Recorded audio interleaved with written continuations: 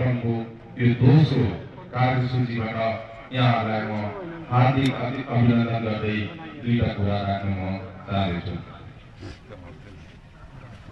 हाम्रो संविधानले दिएको अनुसार हामीले हाम्रो कुनै पनि अभिवर्तन होस् या वार्षिक साधारण परिषद होस् या त कुनै पनि हाम्रो आसाम लोकता सम्मेलनको कार्यक्रम गर्नभन्दा अगाडि हामीले शहीदहरूलाई नमन गर्छौँ, शहीदहरूलाई सम्झिन्छौँ।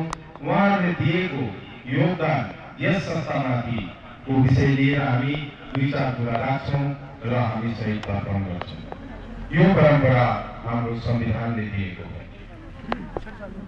यसमा 1943 सालमा यस संस्थाका प्रतिष्ठापक सभापति श्री डक्टर सिंह गुरुङज्यूलाई हामीले यहाँ नमन नगरी सक्दैनौँ, किनभने उहाँले